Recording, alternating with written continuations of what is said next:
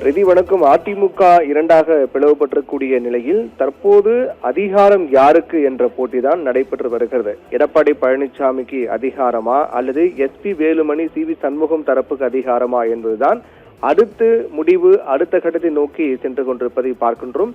தொடர்ந்து தமிழக சட்டப்பேரவையில் பெரும்பான்மைக்கான வாக்கெடுப்பு நடைபெற்ற போதுதான் உறுதியானது யார் தரப்பு எத்தனை சட்டமன்ற உறுப்பினர்கள் என்று. அந்த அடிப்படையில் எடப்பாடி பழனிசாமிக்கு 22 சட்டமன்ற உறுப்பினர்கள், சி.வி. சண்முகம் எஸ்பி வேலுமணி தரப்புக்கு 25 சட்டமன்ற உறுப்பினர்கள் இருந்தார்கள்.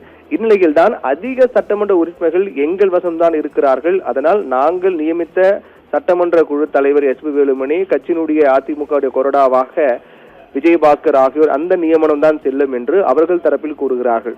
அதனால எடப்பாடி பழனிசாமி தரப்பில் அதிமுகவுடைய அதிகாரப்பூர்வமான பொதுச் செயலாளர் எடப்பாடி பழனிசாமி தான் என்றும், அந்த அடிப்படையில் அவர் நியமித்த அவர்தான் அதிமுக சட்டமன்ற குழு தலைவராகவும் கொறடாவாக அக்ரி கிருஷ்ணமூர்த்தியும் தொடர்வார் என்று அவர்கள் தரப்பில் கூறுகிறார்கள். இப்படி தொடர்ந்து வந்த நிலையில் தான் இரண்டு தரப்புமே சபாநாயகரை சந்தித்து புகார் கொடுத்திருந்தார்கள். எங்கள் தரப்பு தான் பெரும்பான்மை அடிப்படையில் எஸ்பி வேலுமணி சி.வி. சண்முகம் தரப்பு தான் அதிகாரம் இருக்கின்றது என்று அவர்கள் தரப்பிலும், கட்சியினுடைய தலைமை என்ற அடிப்படையில் நாங்கள் கூறுவதுதான் எங்கள் முடிவு என்ற அடிப்படையில் எடப்பாடி பழனிசாமி தரப்பிலும் தனித்தனியாக சபாநாயகரை சந்தித்து புகார் தெரிவித்திருக்கிறார்கள். சபாநாயகர் என்ன முடிவு எடுக்க போகிறார் என்பதுதான் அடுத்த எதிர்பார்ப்பு. அதற்கிடையில் தான் தொடர்ந்து தீவிர ஆலோசனையும் மேற்கொள்ளப்பட்டு வருகிறது. இரண்டு தரப்பிலும் தனித்தனியாக அவருடைய ஆதரவாளர் தரப்பில் ஆலோசனை மேற்கொண்டு வரும்போதுதான் திடீரென்று கட்சியிலிருந்து சிலரை எடப்பாடி பழனிசாமி நீக்கினார். அதாவது அவர் கட்சிக்கு விரோதமாக செயல்பட்டதாகவும் கட்சிக்கு களங்கம் ஏற்படுத்தக்கூடிய வகையில் செயல்பட்டதாக கூறி கிட்டத்தட்ட ஒரு 12 சட்டமன்ற உறுப்பினர்களுடைய மாவட்ட செயலாளர் பதவி பறிக்கப்பட்டு 12 சட்டமன்ற உறுப்பினர்கள் மட்டும் என மொத்தமாக 26 பேருடைய மாவட்ட செயலர் பதவி என்பது பறிக்கப்பட்டது. அதைத் தொடர்ந்து இரண்டாவது நாளாக நேற்றும் முக்கியமான ஒரு பதவிகள்லாம் அதிமுக எதிராக செயல்படுவதாக கூறி அவருடைய கட்சி பதவிகளையும் பொறுப்புகளையும் பறித்தார். ஆனால் இது எதுவுமே செல்லாது, எடப்பாடி பழனிசாமி மேற்கொண்ட நடவடிக்கை எதுவுமே செல்லாது என்று எஸ்பி வேலுமணி தரப்பில் கூறி வருகிறார்கள். இப்படி இருக்கக்கூடிய நிலையில் தான் அடுத்த கட்டமாக எடப்பாடி பழனிசாமி தரப்பினர் தமிழக பொறுப்பு கவர்னர் அர்லேக்கரை சந்திக்க திட்டமிட்டிருக்கிறார்கள். தற்போது தமிழக பொறுப்பு கவர்னர் அர்லேக்கர் சென்னையில் இல்லை. அதன் காரணமாக அவர் சென்னை வந்த பிறகு, தமிழகம் வந்த பிறகு அவரை சந்திப்பதற்காக நேரம் கேட்டு அவரை சந்திக்க திட்டமிட்டிருக்கிறார்கள். ஏற்கனவே நேற்று தினத்தில் எடப்பாடி பழனிசாமி தரப்பினுடைய ஆதரவாளர்கள் சிலர் சென்று, அதாவது மிக முக்கியமான தலைவர் கே.பி.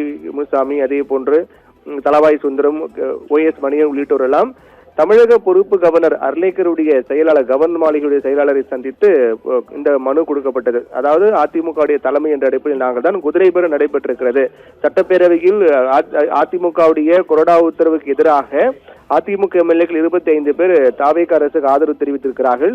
இதனுடைய பின்னணியில் குதிரை பேர நடந்திருப்பதற்கான வாய்ப்பு இருக்கிறது. சட்டப்பேரவையில் கூட இதை பற்றியெல்லாம் பேசப்பட்டதனால் அந்த அடிப்படையில் நடவடிக்கை எடுக்க வேண்டும் என்று புகார் மனு கொடுக்கப்பட்டது. இதனால் தான் மீண்டும் தமிழக பொறுப்பு கவர்னர் அர்லேக்கர் கவர்னர் மாளிகை, சென்னை கவர்னர் மாளிகை வந்த பிறகு மீண்டும் அவரை சந்திப்பதற்காக திட்டம் தீட்டியிருக்கிறார்கள் எடப்பாடி பழனிசாமி தரப்பினர். அப்படி அவர் வந்த பிறகு, நேரம் கொடுக்கப்பட்ட பிறகு கவர்னரை சந்திக்கும் போது மீண்டும் அதே கோரிக்கை தான் முன்வைக்கப்படும். குதிரை பேரம் நடைபெற்றிருப்பதற்கான வாய்ப்பு இருக்கிறது. அதனால் கட்சிக்கு விரோதமாக அதிமுகவுடைய கொறடாவின் உத்தரவுக்கு எதிராக செயல்பட்டவர்கள் மீது நடவடிக்கை எடுக்க வேண்டும் என்று அவர்கள் தரப்பில் கோரிக்கை மனு வைக்கப்பட இருக்கின்றது. அதே போன்று குதிரை பேரத்திற்கான சாத்தியக்கூறுகள் அதிகமாக இருக்கின்றது என்ற புகாரையும் அவர்கள் தரப்பில் வைக்கப்பட இருக்கிறார்கள். ஆனால் அதே சமயத்தில் எஸ்பி வேலுமணி சி.வி. சண்முகம் தரப்பினர் கூட அவர்கள் தரப்பில் கூறப்படும் போது கட்சி இரண்டாக பிளவுபட்டிருக்கும் போது எடப்பாடி பழனிசாமி எடுக்கக்கூடிய முடிவுகள் செல்லாது என்பதுதான் கட்சி விதிகளில் இருக்கின்றது. இரண்டாக பிளவுபட்டிருக்கும் போது அதற்கு சுமூக தீர்வு காணப்படும் வரை எந்த முடிவும் எடுக்கப்படாது. அந்த அடிப்படையில் அவர் நீக்கப்பட்ட நிர்வாகிகள், பொறுப்பாளர்கள், அதே போன்று புதிதாக நியமிக்கப்பட்ட நியமனங்கள் எதுவுமே செல்லாது என்று அவர்கள் தரப்பில் கூறுகிறார்கள். இப்படியாக அடுத்த கட்டத்தை மிக தீவிரமாக அடுத்தடுத்த கட்டத்தை நோக்கி நகர்ந்து கொண்டு வருகின்ற நிலையில் தான் எடப்பாடி பழனிசாமி தரப்பினர் புதிதாக நியமிக்கப்பட்ட மாவட்ட பொறுப்பாளர்கள், அதே போன்று செயலாளர்கள் உள்ளிட்டோருடன் எடப்பாடி பழனிசாமி தீவிர ஆலோசனை மேற்கொண்டு வருகிறார்.